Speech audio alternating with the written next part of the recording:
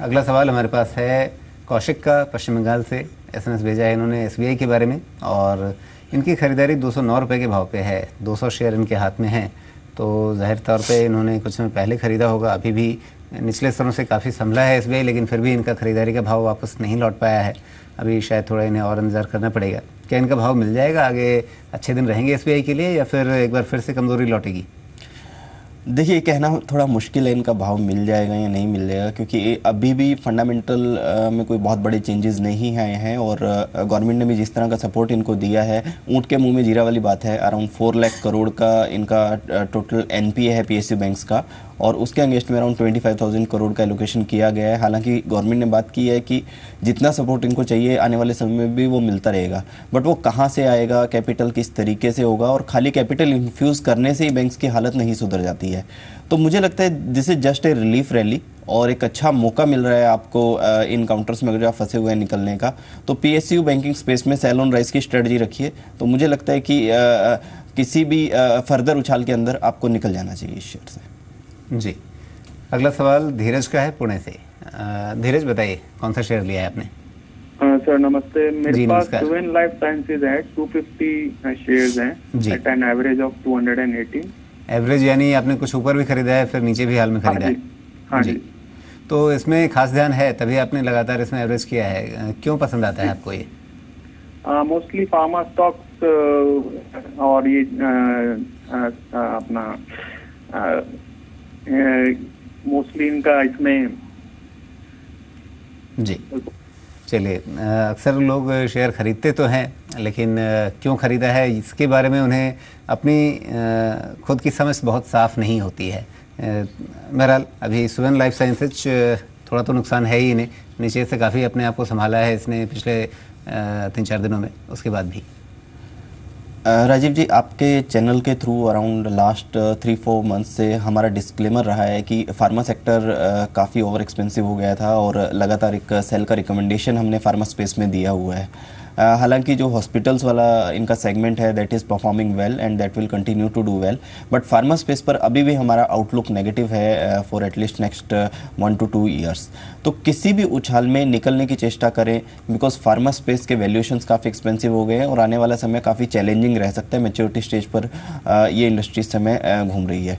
तो Suven life sciences के अंदर भी सेल ऑन राइज की स्ट्रेटजी रखिए, किसी भी उछाल में निकल जाइए इसका। जी, देखिए, दर्शकों से जो बार बार मैं ये सवाल करता हूँ कि भाई आपने क्यों पसंद किया, क्यों चुना, जब खरीदा तब उस समय आपके सामने कारण क्या थे, इसका एक सीधा सीधा मतलब ये है कि जब भी आप निवेश करते हैं या सौदा भी करते हैं तो आपके मन में बहुत स्पष्ट होना चाहिए कि मैं क्या कर रहा हूँ और किन वजहों से कर रहा हूँ, किन कारणों से कर रहा हूँ, और मेरा लक्ष्य क्या है, मेरा उद्देश्य क्या है। गलत हर कोई होता है बाज़ार में, ऐसा कोई भी व्यक्ति इस बाज़ार में नहीं होगा जो हमेशा सही होगा, चाहे जितने भी बड़े विश्लेषक हों, फंडामेंटल चाहे जितना भी जानते हों कंपनी के बारे में, लेकिन वो भी गलत होते हैं। इसलिए गलत होना अपने आप में बुरी बात नहीं है, लेकिन आप जान समझ करके कोई कदम उठा रहे हैं या अनजाने में किसी भी तरफ चले जा रहे हैं, ये अपने आप में महत्वपूर्ण है। अगला सवाल हमारे पास इस समय है पवन अग्रवाल का, अहमदाबाद से हमारे साथ हैं। पवन, बताइए आप क्या जानना चाहेंगे? हेलो। हाँ पवन, अपने सवाल पूछिए। सर वही, हेलो जी जी, आपकी आवाज़ आ रही है, आप अपना सवाल पूछिए। हाँ सर मेरे पास इमामी पड़ा, इमामी 100 शेयर पड़े हैं 1150 के। क्या करना है? आपने जाइडस के बारे में भी सवाल भेजा है क्या? हाँ, जाइडस का भी भेजा था सर। जी जी, तो इसमें शायद आपकी 900 रुपये पे खरीदारी है। हाँ, 900 रुपये की 100 शेयर की खरीदी है, और काफी टाइम से बैठा हूँ इसमें। जी जी, अहमदाबाद में रहते हैं तो कंपनी का थोड़ा ऐसा लगता था कि चलती है ऐसा।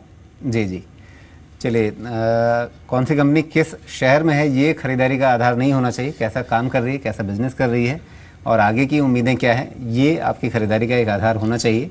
लगातार हमें थोड़ा सा इसमें एक डाउन ट्रेंड दिखा है, हालांकि अपने क्षेत्र में विश्लेषकों की राय इसके बारे में बहुत बुरी नहीं रही है, ठीक ठाक लोग इसे देखते रहे, लेकिन फिर भी पिछले साल भर से इसके लिए अच्छा समय नहीं चल रहा है। राजीव जी, अगेन मैं वही बात कहूँगा कि साल भर से अच्छा समय नहीं चल रहा है, और साल भर से फार्मा इंडस्ट्री का भी अच्छा समय नहीं चल रहा है, तो उसके चलते इनकाउंटर्स में दबाव देखा जा रहा है। जाइडस वेलनेस की हालत भी कोई बहुत अच्छी नज़र नहीं आ रही है, काफ़ी एक्सपेंसिव नज़र आता है स्टॉक इन वैल्यूएशंस पर, और मुझे लगता है कि ये करेक्शंस फर्दर और डीप हो सकते हैं। किसी भी उछाल में निकलने की अब तो 28 का वैल्यूएशन आ गया, अभी वैल्यूएशन देखिए इन स्तरों पर आएगा तो आपको लगेगा कि हाँ अब ठीक है। देखिए, अगर जो आप एक मिड कैप कंपनी को 28 के वैल्यूएशंस पर एक्सपेंसिव नहीं मानते हैं तो थोड़ा सा मुझे लगता है। मैं ये पूछ रहा हूँ कि किन स्तरों पर आप उसको ठीक मानने लगेंगे? देखिए, सबसे पहली चीज़ तो इनका बिजनेस आउटलुक क्या है वो देखना होगा, आगे ग्रोथ का स्कोप क्या नज़र आता है वो देखना होगा। मुझे सबसे बड़ा जो प्रॉब्लम नज़र आया फार्मा इंडस्ट्री के अंदर, that is growth outlook of the industry. तो वहाँ पर मुझे कहीं ना कहीं प्रॉब्लम नज़र आता है और उसके चलते ही हमने एक सेल का रिकमेंडेशन दिया हुआ है इस पूरी इंडस्ट्री के ऊपर। तो जाइडस वेलनेस में भी सेम हमारी रिकमेंडेशन रहेगी कि इसमें किसी भी उछाल में निकलने की कोशिश करें। करेक्शन मुझे लगता है कि काफ़ी डीप हो सकता है, even this can go up to 500 levels also.